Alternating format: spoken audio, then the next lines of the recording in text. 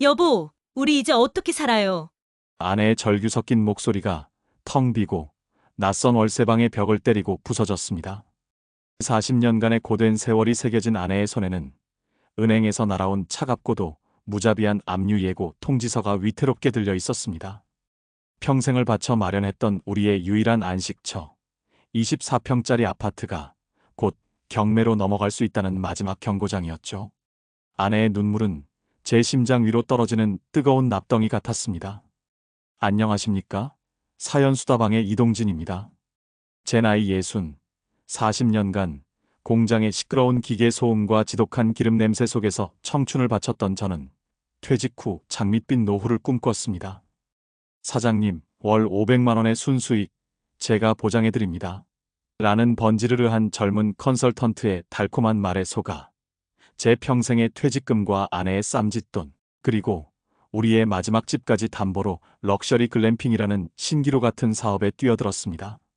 하지만 그 찬란했던 꿈은 단 1년 만에 제 전 재산을 삼키는 끔찍한 악몽이 되어 돌아왔습니다. 오늘 저는 한순간의 헛된 욕심이 어떻게 평생을 성실하게 쌓아 올린 모든 것을 무너뜨리는지, 그리고 그 절망의 잿더미 속에서 제가 무엇을 깨닫게 되었는지, 그 처절하고도 후회스러운 실패담을 여러분께 전부 들려드리고자 합니다. 여러분, 퇴직금이라는 것이 어떤 돈입니까? 그것은 단순히 통장에 찍힌 숫자가 아닙니다. 잠 못 이루며 흘렸던 땀방울, 가족을 위해 포기해야 했던 수많은 밤, 그리고 다시는 돌아오지 않을 청춘의 시간이 응축된 한 사람의 인생 그 자체입니다. 저는 그 인생을 제 손으로 불태워버렸습니다. 이야기의 시작은 제가 아직은 희망을 꿈꿀 수 있었던 1년 전으로 거슬러 올라갑니다. 제가 왜 그토록 어리석은 선택을 할 수밖에 없었는지, 그리고 그 선택이 우리 가족을 어떻게 파멸로 이끌었는지 지금부터 제 모든 것을 걸고 고백하겠습니다. 제 이름은 이동진, 올해 60입니다. 40년이라는 긴 세월을 인천의 한 작은 공장에서 쉴 새 없이 돌아가는 기계들과 함께 살아왔습니다. 귀가 먹먹할 정도의 기계 소음, 온몸에 깊숙이 배어버린 기름 냄새, 그리고 수많은 밤샘 근무로 거칠어지고 투박해진 내 손. 그것이 제 청춘의 전부였습니다. 하지만 저는 단 한 번도 제 일이, 그리고 제 손이 부끄럽지 않았습니다. 그 손으로 사랑하는 아내와 두 자식을 건사했고, 비록 작지만 우리 가족의 웃음소리가 가득했던 24평짜리 아파트 한 채를 마련했으니까요. 제 아내 최수희는 저와 동갑으로 20년간 학교 급식실에서 조리원으로 일하며 묵묵히 제 곁을 지켜준 고마운 사람입니다. 펄펄 끓는 솥앞에서 땀 흘리면서도 퇴근길 제 손에 들린 막걸리 한 병에 세상을 다 가진 듯 웃어주던 그런 사람이었죠. 우리는 서로의 지친 손을 마주잡으며 약속하곤 했습니다. 여보, 우리 퇴직하면 이제 정말 고생 끝이야. 저기 시골에 작은 텃밭이라도 하나 사서 당신은 꽃 심고 나는 채소 키우면서 그렇게 흙 만지고 조용히 살아갑시다. 그것이 저희 부부의 소박하지만 유일하고도 간절한 꿈이었습니다. 하지만 퇴직이 코앞으로 다가올수록 제 마음속에는 검은 불안감이 싹트기 시작했습니다. 공장에서 평생 기술 하나만 믿고 살아온 제가 이 험한 세상에서 과연 매달 나오는 빤한 연금만으로 버틸 수 있을까? 다 큰 자식들에게 더 이상 짐이 되지 않고 평생 고생만 한 아내에게 조금이라도 더 풍족하고 낭만적인 노후를 선물하고 싶다는 욕심이 제 안에서 꿈틀대기 시작했습니다. 어느 날이었습니다. 먼저 퇴직한 공장 동료를 길에서 우연히 만났습니다. 헬쑥해진 얼굴로 아파트 경비원복을 입고 있는 친구의 모습을 보니 제 미래를 보는 것 같아 가슴이 철렁 내려앉았습니다. 동진이 아니냐? 너도 이제 얼마 안 남았지? 퇴직하면 뭐 할 거냐? 그냥 텃밭이나 가꾸면서 소일거리나 해야지. 그것도 하루 이틀이지. 연금만 가지고는 애들 용돈 주기도 빠듯하다. 나도 그래서 이 나이에 이러고 있지 않냐? 친구의 한숨 섞인 그 한마디가 며칠 밤낮으로 제 머릿속을 떠나지 않았습니다. 그때였습니다. 마치 운명처럼 제 인생을 송두리째 바꿔놓을 한 장면이 제 눈앞에 펼쳐진 것이, 그날 저녁 저는 무심코 TV를 켰습니다. 화면 속에서는 한 유명 연예인이 자신이 직접 운영한다는 럭셔리 글램핑장을 소개하고 있었습니다. 북적이는 사람들, 자연 속에서 호텔 같은 서비스를 즐기는 새로운 여행 트렌드. 밤하늘의 별을 보며 바비큐를 즐기고 아침에는 새소리를 들으며 눈을 뜨는 모습. 그것은 제가 막연하게 꿈꾸던 흙을 만지는 삶과 친구처럼 초라해지고 싶지 않다는 풍족한 노후라는 두 마리 토끼를 모두 잡을 수 있는 완벽한 기회처럼 보였습니다. 그날 이후 제 머릿속은 온통 글램핑장 생각으로 가득 찼습니다. 인터넷을 뒤져 관련 정보를 찾아보고 성공 사례들을 읽으며 밤을 새웠습니다. 그래, 이거다. 평생을 기계만 만졌지만 내 성실함이라면 이 정도는 충분히 해낼 수 있어. 제 심장은 40년 만에 처음으로 기름 냄새가 아닌 희망으로 뜨겁게 뛰기 시작했습니다. 그렇게 글램핑 사업에 대한 뜨거운 열망이 제 마음을 온통 사로잡을 무렵 마치 운명처럼 한 남자가 제게 찾아왔습니다. 동네 작은 카페에서 자리가 없어 우연히 합석하게 된 그는 자신을 청년 창업 컨설턴트라고 소개한 강 대표라는 젊은이였습니다. 번지르르한 외모와 화려한 언변, 그리고 그의 손목에서 번쩍이던 스위스제 시계는 제가 평생을 살아온 공장의 기름 냄새와는 전혀 다른 세상의 것이었습니다.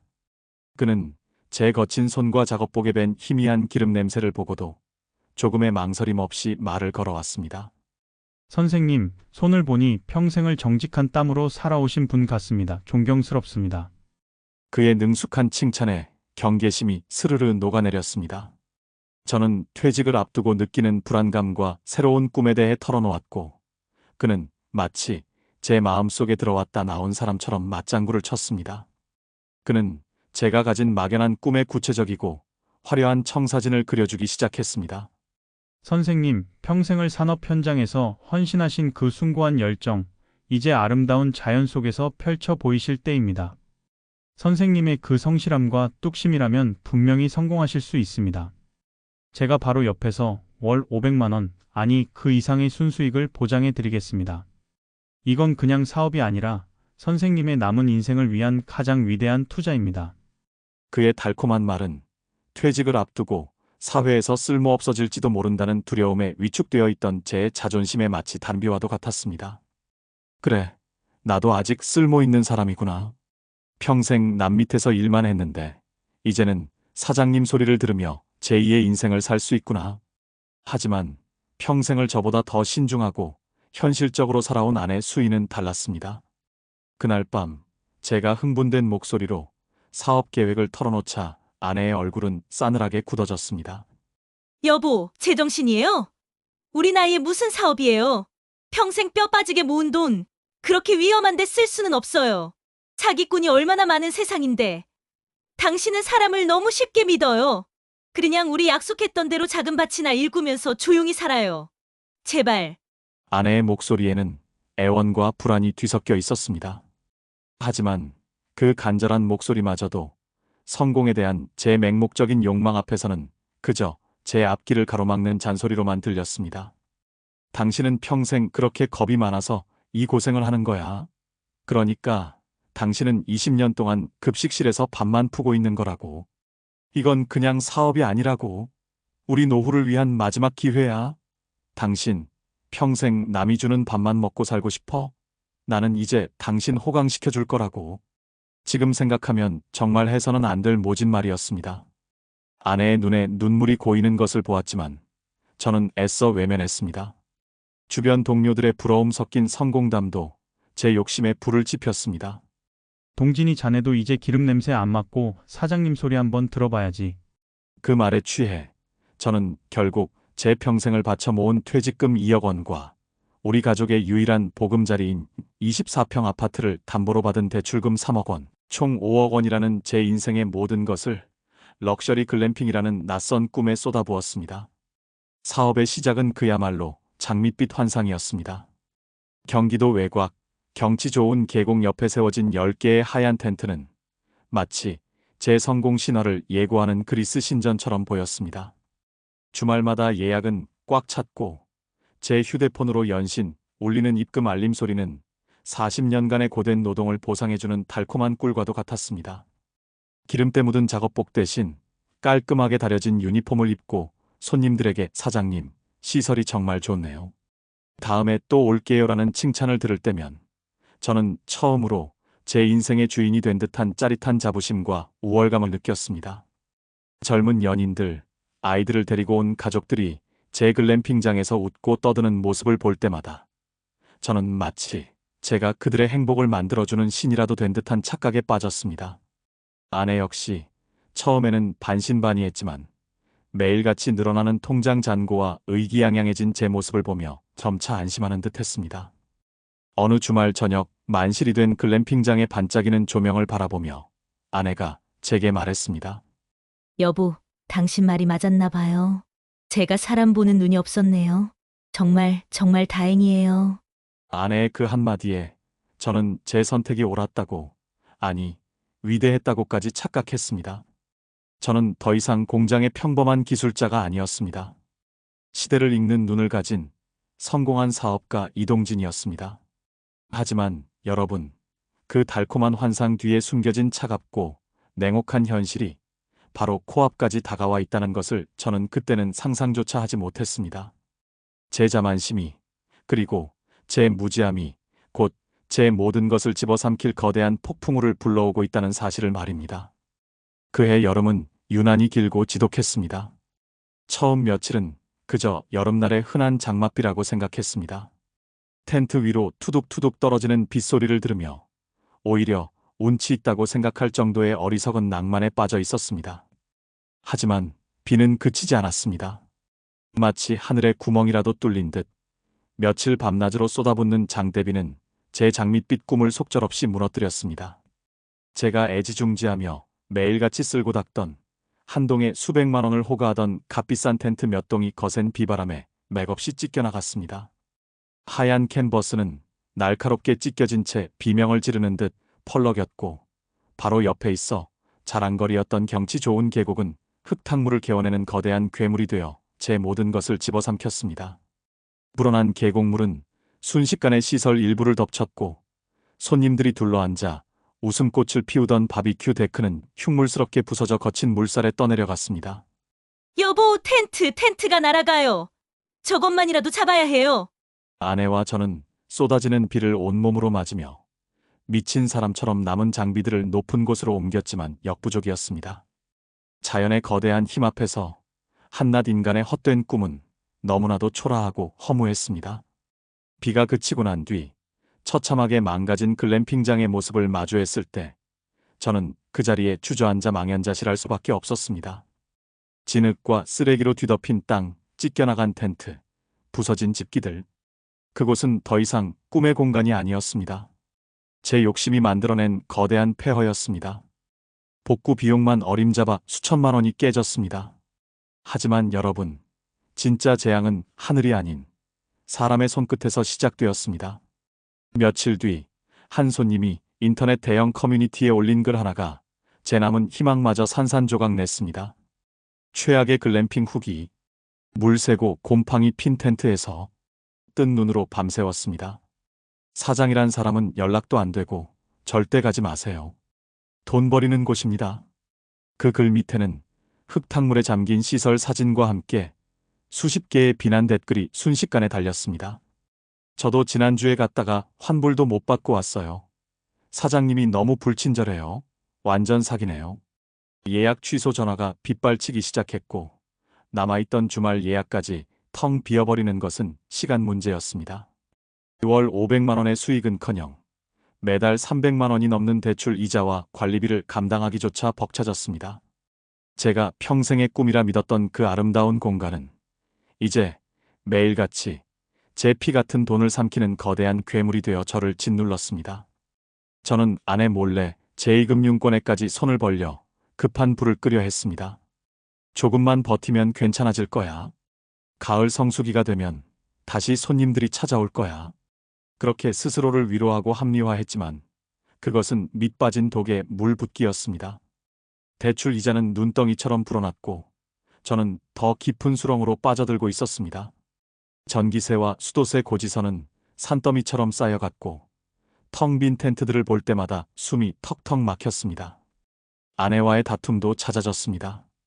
아내의 얼굴에서는 웃음기가 완전히 사라졌고 그 자리에는 원망과 불안만이 가득했습니다. 내가 처음부터 반대했잖아요. 우리 이제 어떻게 살아요? 당신이 평생 모은 돈, 내가 평생 아껴 쓴 돈, 이제 다 어떡할 거냐고요. 아내의 절규는 날카로운 비수가 되어 제 가슴에 박혔습니다. 평생을 성실하게 살아왔던 제 인생이 어쩌다 이 지경까지 오게 된 걸까? 모든 것이 제 탓인 것만 같아 저는 아내 앞에서 고개를 들 수가 없었습니다. 결국 올 것이 오고야 말았습니다. 그날 저녁 굳은 표정의 아내가 제 앞에 우편물 한 통을 내밀었습니다.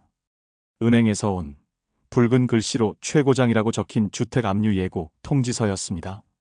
아내가 이미 모든 것을 알고 있다는 것을 저는 그녀의 흔들리는 눈빛만 보고도 알 수 있었습니다. 저는 그 자리에 주저앉아 모든 사실을 털어놓았습니다. 젊은 컨설턴트 강 대표는 이미 몇 달 전부터 연락이 두절된 상태였습니다. 애초에 그는 성공 파트너가 아니라 제 퇴직금만을 노린 사기꾼이었을지도 모릅니다. 아내는 아무 말 없이 그저 눈물만 뚝뚝 흘렸습니다. 그 눈물이, 그 침묵이 천마디의 비난보다 더 제 가슴을 아프게 했습니다. 40년간 함께 쌓아온 우리의 모든 것이 제 어리석은 꿈 하나 때문에 한순간에 무너져 내리고 있었습니다. 결국 저희 부부는 피눈물을 머금고 제 인생의 마지막 꿈이자 오만이었던 글램핑장을 헐값에 팔아넘겼습니다. 제 평생의 꿈과 땀이 서려있던 그곳은 다른 사람의 손에 넘어가자마자 흉물스러운 컨테이너 펜션 단지로 바뀌어 갔습니다.